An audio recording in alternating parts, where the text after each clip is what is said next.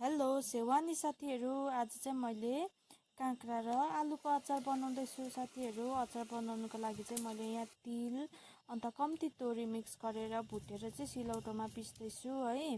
सिलौटोमा पिसेको चाहिँ एकदम टेस्टी हुन्छ मिक्सरमा पिसेको भन्दा चाहिँ। अन्त यो चाहिँ मैले त्यस्तो मिहिन पनि पारिनँ, मलाई चाहिँ अलिक खस्रो खस्रो नै मिठो लाग्छ नि त, त्यही भएर चाहिँ मैले यसरी पिसेको छु साथीहरू। अन्त यहाँ चाहिँ अघि फ्राई गरेको टमाटर र चिल्ली छ है, यो पनि मैले पिस्दैछु यहाँनिर। फर्स्टमा चाहिँ मैले खोर्सानी पिसेँ, अनि त्यसमै मैले टमाटर हालेर चाहिँ यसरी पिसेर रेडी गरेँ है।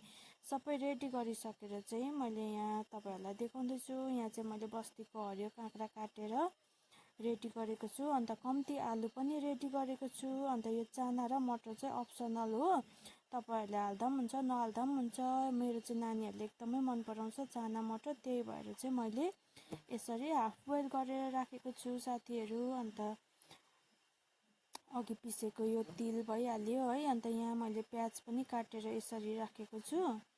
अन्त यहाँ चाहिँ छ अघि मैले पिसेको चिल्ली र टमेटो है।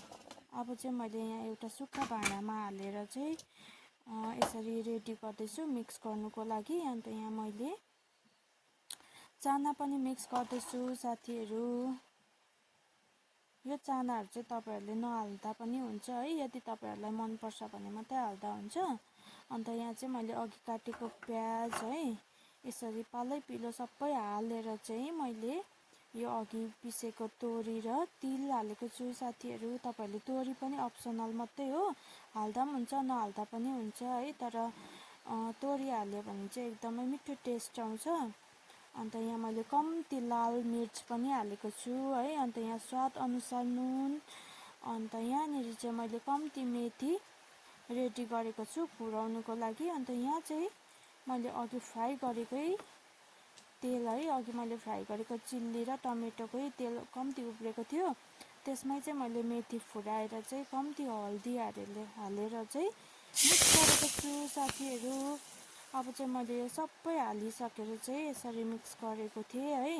मिक्स गरिसकेर चाहिँ हेर्नुहोस् न, एकदमै टेस्टी देखेको छ है, एकदमै टेस्टी हुन्छ। अब चाहिँ काँक्राको सिजन आयो नि त, अन्त त्यही भएर चाहिँ यसरी बनाएर तपाईँहरूले पनि एकपल्ट ट्राई गर्नु होला है, एकदमै मिठो हुन्छ। अन्त मैले लास्टमा चाहिँ आधी लेमन पनि एड गरेको छु साथीहरू।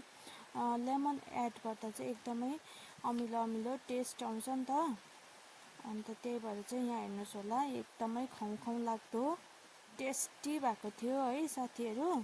तपाईँहरूले पनि एकपल्ट ट्राई गर्नुहोस् होला। अन्त तपाईँहरूलाई यो भिडियो कस्तो लाग्छ कमेन्ट पनि गर्नु नबिर्सिनु होला। Thank you so much for watching है त।